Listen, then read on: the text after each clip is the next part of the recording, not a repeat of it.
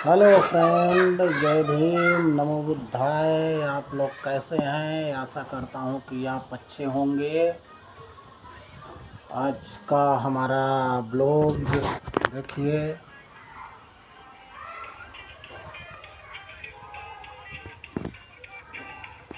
हम आज PK 2 film देखने जा रहे हैं। PK 2, oh my God, PK। ये सब फिल्म तो मैं देख चुका हूँ। PK 2 आज देखने जा रहा हूँ। देखता हूँ इसमें क्या सीन है। इन फिल्मों में अंधविश्वास, अंधभक्ति पर बना ये फिल्म है। ये बहुत अच्छा लगता है। समाज को एक अच्छी नई सोच और नया रास्ता दिखाने का काम ये फिल्म करता है।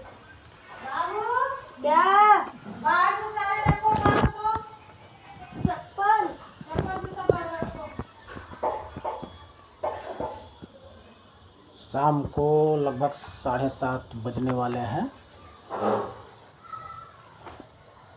मेरा इस समय छुट्टी चल रहा है, मैं घर पे ही हूँ।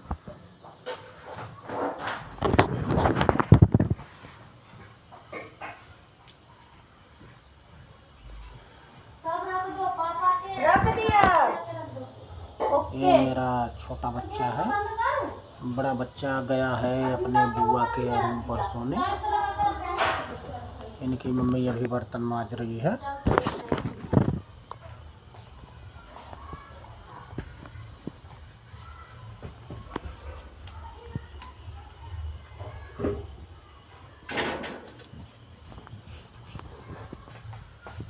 दोस्तों, आपको ये बताना है कि जो हम लोगों को या हमारे समाज को अंधभक्ति, अंधविश्वास में ब्राह्मणी व्यवस्था द्वारा धकेला जा रहा है, उस ब्राह्मणी व्यवस्था से हम कैसे निकलें।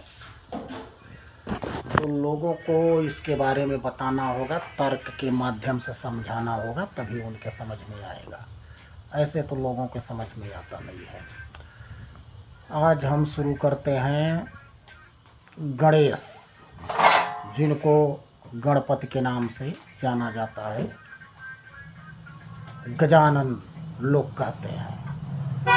कोई भी हिंदू धर्म में शुभ कार्यक्रम किया जाता है तो गजाननम भूत गणम के नाम से शुरू होता है, मंत्र के द्वारा। तो ये सब तो मंत्र एकवास बकवास मैं दुनिया भर का पढ़ चुका हूँ, मुझे जानकारी है। जिनको जानकारी नहीं है वो लोग अंधभक्ति में पड़े हैं। मैं तो बहुत ये सब देख चुका हूँ। तो कहने का मतलब, इंसान के शरीर पर एक जानवर का, हाथी हो, कुत्ता हो, बिल्ली हो, गधा हो, गाय, भैंस, कोई भी जानवर, जानवर तो जानवर होता है। अगर किसी जानवर का मुंडी इंसान के सर पर जोड़ा जाए तो क्या वो जुड़ सकता है? नहीं, इम्पॉसिबल, कभी नहीं जुड़ सकता है। इंसान के गर्दन पर इंसान का सर खुद नहीं जुड़ सकता है, क्योंकि हर इंसान का ब्लड ग्रुप अलग अलग होता है। तो जब इंसान का कोई भी अंग, हाथ हो या पैर हो या सर हो, इंसान का कोई अंग इंसान में जब मैच नहीं करता है तो इंसान का अंग जानवर के अंग से कैसे मैच कर जाएगा? ये साइंटिफिक विचारधारा है। धार्मिक विचारधारा में तो लोग गोबर को भी हलवा समझ के खा लेते हैं, मूत्र को चाय समझ करके पी लेते हैं। ये सब तो बातें बहुत है, इन सब बातों को मैं छोड़ता हूँ क्योंकि काफ़ी टाइम लगेगा। लेकिन अब गणेश के बारे में मैं बताने जा रहा हूँ। मैं एक पंडित जी से, मुझसे बहसबाजी हो गई। पंडित जी से मैंने पूछा कि पंडित जी आप बताइए, हिंदू धर्म की सबसे मलिच्छ देवी कौन सी है? तो उसने बोला, भाई मुझे तो नहीं मालूम है मलिच्छ देवी कौन सी होती है, आप ही बताओ। मैंने बोला, हिंदू धर्म में सभी देवियों में सबसे मलिक्ष देवी पार्वती है। बोला कैसे? मैं बोला देखो, जब शंकर भगवान पार्वती जी को कैलाश पर्वत पे छोड़ करके अपने घूमने चले गए, और घूमते घूमते उन्होंने गया कई चीलम मारा और पार्वती जी को भूल गया, बहुत दूर चले गए। पार्वती जी इंतजार करके उन्होंने देखा झरने से गिरता हुआ पानी, झरने से पानी गिर रहा था। वो कभी नहाई धुली नहीं थी, नहाती ही नहीं थी। तभी तो उनके मन में ख्याल आया, जो इंसान या जो औरत प्रतिदिन नहाएगी उसके मन में ख्याल नहीं आएगा। वो तो हमेशा तैयार रहेगा कि आज भी नहाऊंगी, कल भी नहाई थी, परसों भी नहाई थी, रोज नहाती हूँ, रोज नहाऊंगी। लेकिन उनके मन में झरने का पानी देख करके ख्याल आया कि आज चलती हूँ, मैं नहा लेती हूँ। उन्होंने नहाने का जब अपने मन में सोच लाया तो फिर उनका दिमाग की काम किया कि मैं नहाने जा रही हूँ और कोई आ जाए नहाते समय मुझे देख लेगा तो क्या होगा।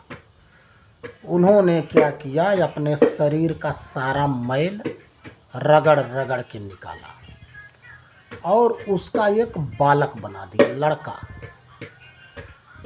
और लड़का तो वही समझदार होगा जो कम से कम 12 साल या 13 साल का रहेगा। वही समझेगा कि हाँ मेरी मम्मी नहा रही है, मैं किसी को अंदर नहीं जाने दूंगा। उन्होंने अपने शरीर से मैल निकाला और कम से कम 12 या 13 साल के लड़के को तैयार किया। 12-13 साल के लड़के का वजन कम से कम भी रहेगा नॉर्मल तो 20 से 22 किलो रहेगा।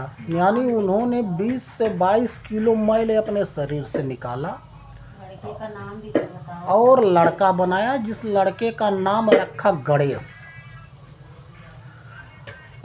और जब लड़का बन के तैयार हो गया तो उसके अंदर प्राण उन्होंने डाल दिया। इनके अंदर इतनी शक्ति थी, इतनी विद्वान ये थी कि वो प्राण भी मूर्ति के अंदर डाल सकती थी। जैसे आजकल लोग मूर्तियां बनाते हैं तो पंडित जी लोग प्राण प्रतिष्ठा करते हैं, तो ये तो मूर्तियां नहीं चलती बोलती हिलती डोलती हैं।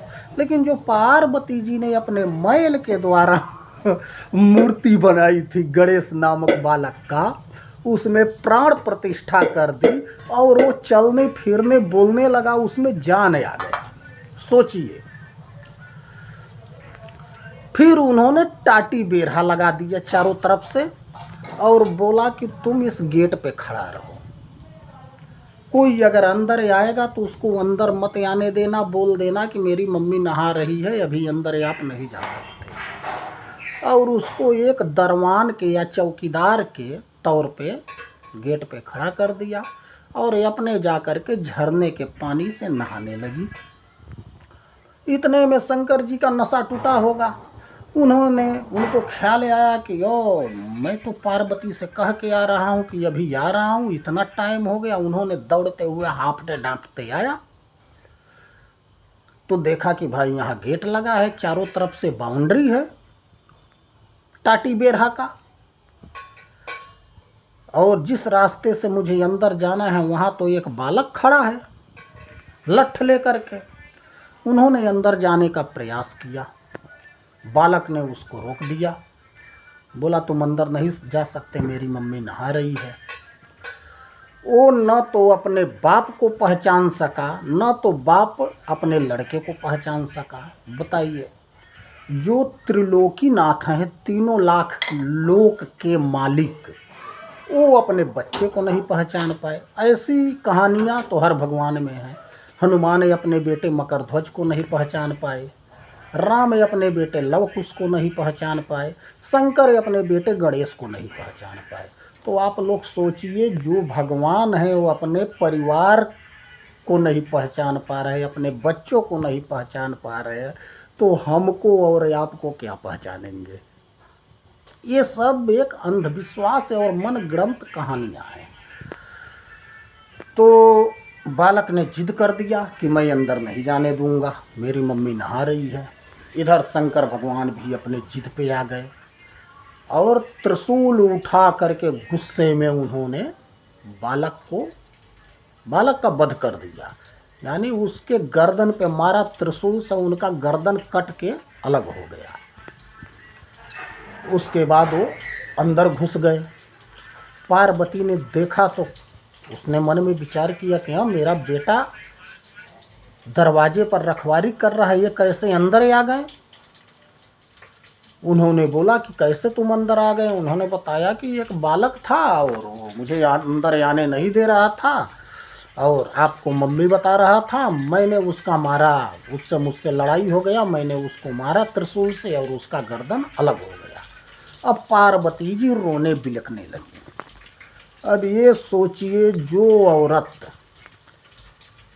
मैल का या मिट्टी का या किसी भी चीज़ का मूर्ति बना करके उसमें प्राण डाल सकती है, वो औरत अपने बेटे का सर नहीं जोड़ सकती। बताओ ये कितनी बड़ी अंधभक्ति है। उसने अब जिद कर लिया कि हमारे बेटे का सर तुमने काट दिया और अब हमारे बेटे का सर जोड़ो, नहीं तो खैर नहीं। औरतों के जिद के आगे पुरुष आज भी फेल हो जाते हैं, उस समय भी फेल हो गए। अब शंकर जी के दिमाग में कुछ नहीं आया, क्या करूं, अब कैसे करूं। जबकि पंडित लोगों से अगर कहो कि वही सर उस बालक के गर्दन पर क्यों नहीं जोड़ दिए, तो उन्होंने कहा वो गर्दन जो है पतालपुरी में जा कर के गिरा था। तो बताओ, जब ये तीनों लोक के मालिक है तो क्या ये पतालपुरी का पता नहीं जानते थे? पतालपुरी भी तो उसी तीनों लोक में था, उसको ला करके जोड़ देते। लेकिन नहीं, इन्होंने दौड़ते हुए जंगल में गया और जंगल में एक हाथी के बच्चे को देखा और उसका सर धड़ से अलग कर दिया और हाथी के बच्चे को लेकर के आया और सर्जन थे ये उस समय के। इनकी पत्नी जो थी ये प्राण प्रतिष्ठा की विद्वान थी और ये सर्जिकल डॉक्टर थे बहुत बड़े, कि हाथी के मुंडी को अपने बच्चे के यानी इंसान के सर पे जोड़ दिए। अब सोचिए, किसी भी जानवर, कुत्ता, बिल्ली, गधा, हाथी, घोड़ा या कोई भी जानवर हो, उसका सर अगर इंसान के सर पे जोड़ोगे तो उसका मुंह, आँख और सारा कुछ ऊपर रहेगा।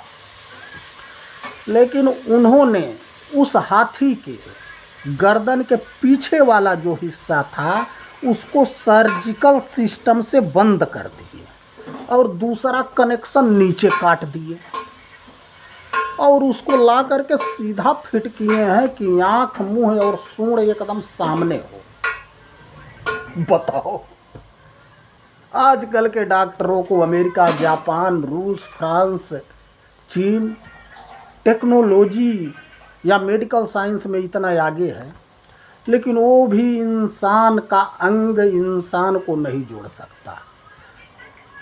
लेकिन ये शंकर भगवान ने जानवर का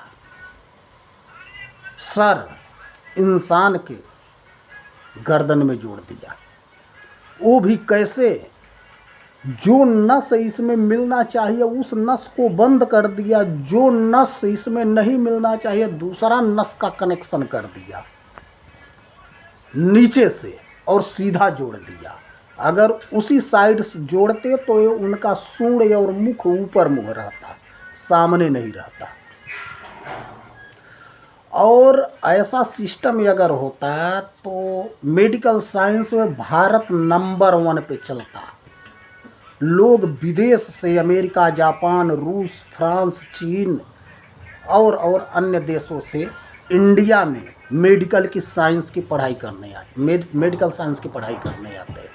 लेकिन आज दुर्भाग्य है कि हमारे देश से लोग अमेरिका, जापान, चीन में मेडिकल साइंस की पढ़ाई करने जाते हैं। इसी को कहते हैं अंधभक्ति। अंधभक्ति से अगर बाहर निकलना है तो आप लोग तार्किक विचार अपनाओ। कोई भी चीज़ मानने से पहले उस पर तर्क करो, उस पर प्रश्न करो, उसको सोचो फिर जानो। बस इसी के साथ मैं अब विदा लेता हूँ, फिर कल मिलेंगे। जय भीम, नमो बुद्धाय, जय संविधान।